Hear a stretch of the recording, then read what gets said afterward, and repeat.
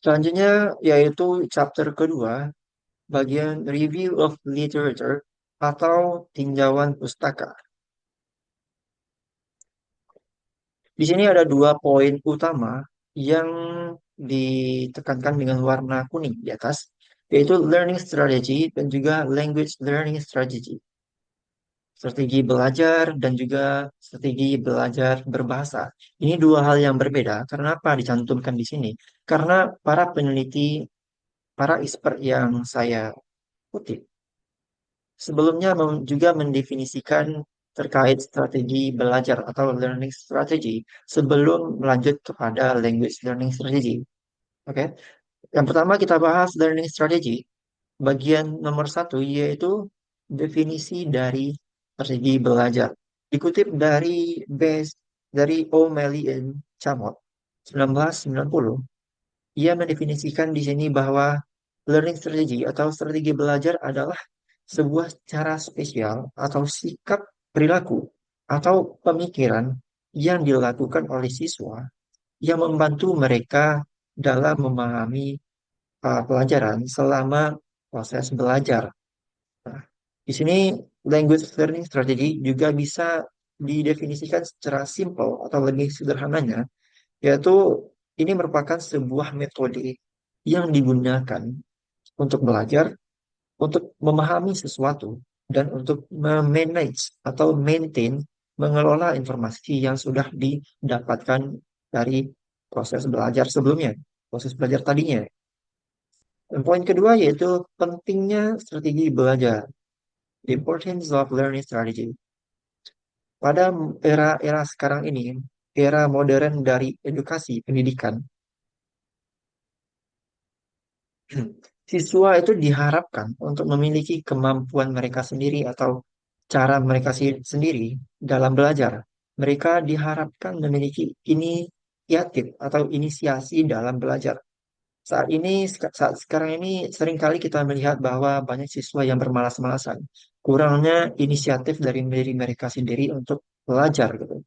Mereka kemungkinan hanya belajar ketika adanya hal penting seperti ujian. Nah, mereka tidak belajar kecuali ada hal-hal seperti hal ujian tersebut.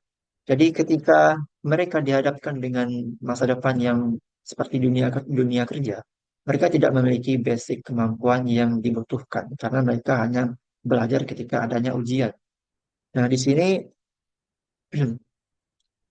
inilah hal yang diharapkan pada zaman sekarang ini, kemauan untuk belajar, kemauan untuk memahami materi yang akan dipelajari tanpa harus mementingkan situasi dan kondisi.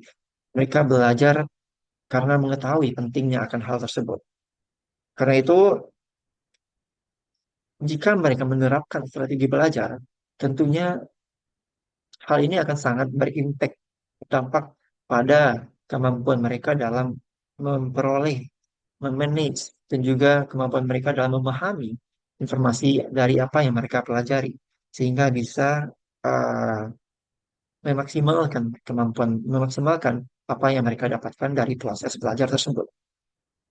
Selanjutnya yaitu language learning strategy atau strategi belajar berbahasa. Yang pertama yaitu terkait dengan definisinya. Ini juga berkaitan dengan definisi pada bagian sebelumnya, yaitu strategi belajar. Pada strategi belajar berbahasa, hal ini dikutip dari Rubin, salah satu peneliti paling awal yang meneliti terkait strategi belajar berbahasa.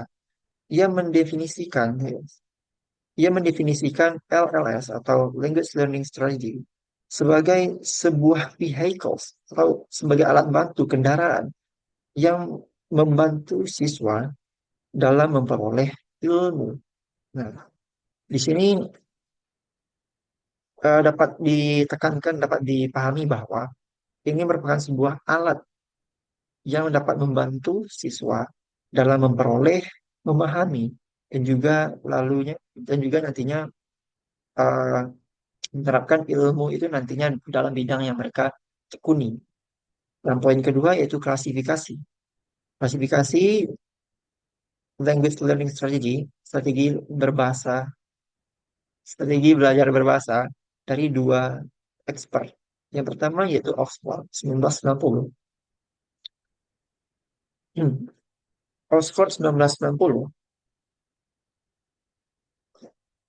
berdasarkan dari Oxford 1960, dia mengklasifikasikan language learning strategy dalam dua kategori. Yang pertama yaitu direct strategies, langsung, ya, strategi langsung atau indirect strategies. Pada direct strategy ada tiga strategi yang ditekankan. Yang pertama yaitu cognitive strategy, yang kedua yaitu compensation, yang ketiga yaitu memory. Kognitif adalah strategi dalam memahami dan memproduksi atau menggunakan bahasa tersebut. Yang kedua yaitu compensation, yaitu strategi yang mana mengabaikan eh, kurangnya pengetahuan kita dalam menggunakan bahasa. Tadi kita terus menggunakan bahasa tersebut tanpa peduli kurangnya kemampuan misalnya pada grammar kita. Kita tidak perlu memperhatikan hal-hal seperti itu ketika belajar. Yang ketiga yaitu memory, yaitu dengan strategi yang berkaitan dengan kemampuan mengingat kita, menghafal dan recall information dan menggunakan kembali informasi yang sudah kita pelajari. Selanjutnya yaitu strategi yang ada pada uh, indirect strategies. Ada tiga strategi juga. Yang pertama yaitu metakognitif. Metakognitif yaitu untuk mengkoordinate, yaitu untuk mengkoordinasikan proses belajar kita. Kita harus membuat jadwal atau target belajar kita atau semacamnya. Yang kedua yaitu afektif. Afektif berkaitan dengan emosi kita, yaitu strategi belajar yang mana eh, membuat kita mengarahkan kita untuk bisa mengatur emosi ketika belajar. Terkadang ada beberapa siswa yang belajar sesuai mood. Jadi mereka kalau lagi bad mood mereka malas belajar gitu. Hal ini tidak seharusnya tidak bagus bagi siswa yang ingin belajar ya. Ibaratkan seorang tentara, kalau lagi bad mood, masa ya nunggu musuhnya untuk menembaknya dulu gitu. Kita lagi berperang ya, sama halnya dengan belajar. Yang ketiga yaitu sosial. Sosial yaitu untuk interacting, ya berinteraksi dengan rekan atau teman sekelas, teman sebangku, atau siapapun yang nantinya akan membantu kita dalam belajar. Selanjutnya yaitu klasifikasi strategi belajar berbahasa dari O'Malley 1990. Nah, di sini ada beragam strategi yang disebutkan oleh O'Malley et al. 1990. Dimulai dari metakognitif yaitu planning.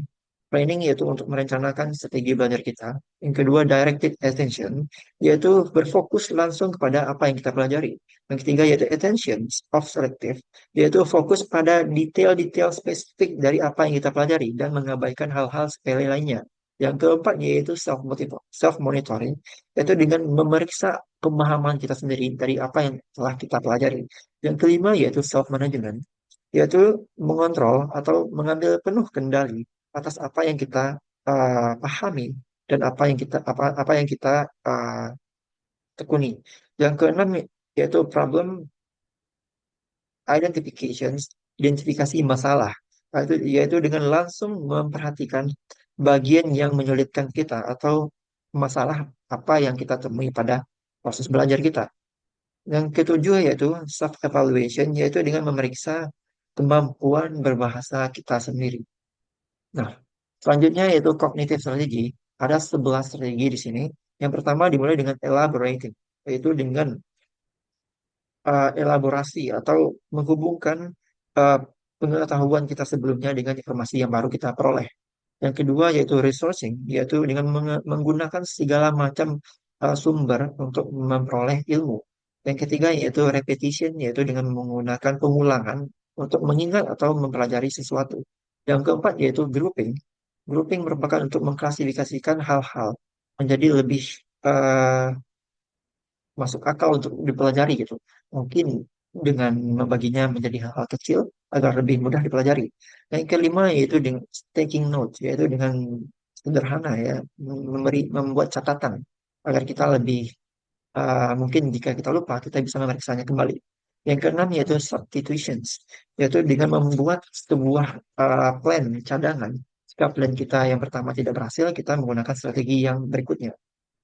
Yang ketujuh yaitu induction atau deduction. Kita merevisi strategi-strategi yang mungkin kurang cocok dengan kita, menambahkan aturan sendiri, aturan kita sendiri dalam strategi tersebut atau menguranginya. Yang kedelapan yaitu summarizing atau dengan membuat kesimpulan dari apa yang telah kita pelajari. Yang kesembilan, translating, yaitu menggunakan kemampuan penerjemah untuk memahami sesuatu yang kita tidak pahami. Yang ke-10, yaitu inference, yaitu dengan menebak sebuah makna yang tidak kita ketahui dengan pengetahuan kita sebelumnya. Yang ke-11 yaitu transfer, yaitu dengan memanfaatkan pengetahuan kita sebelumnya untuk mengerjakan sebuah pelajaran atau tugas-tugas yang akan kita pelajari. Nah, selanjutnya yaitu social strategy. Ada 4 strategi yang di-mention di sini, yang disebutkan. Yang pertama yaitu cooperating, yaitu dengan belajar dengan partner kita, dengan rekan kita, teman kelas ya, untuk mendapatkan feedback dari mereka gitu. Nggak harus dari guru ya, dari teman pun boleh kan. Atau mungkin dengan memberi contoh bagaimana sih bicara berbahasa ini, bagaimana sih pronunciation-nya atau bagaimana hal-hal lainnya yang perlu kita tiru gitu, amati. Selanjutnya itu questioning to clarify, yaitu untuk mempertanyakan sesuatu yang masih kita ragu-ragukan gitu. Yang ketiga, self-reinforcement, yaitu untuk memberikan sebuah hadiah ketika kita mencapai titik tertentu yang kita jadikan target, sehingga itu bisa memotivasi diri kita. Yang keempat, yaitu self-talk, yaitu berbicara kepada diri kita sendiri, ya, atau mungkin berbicara sambil menghadap cermin untuk meningkatkan rasa percaya diri kita ketika berbicara. Nah, itu tadi tiga strategi klasifikasi strategi dari O'Malley.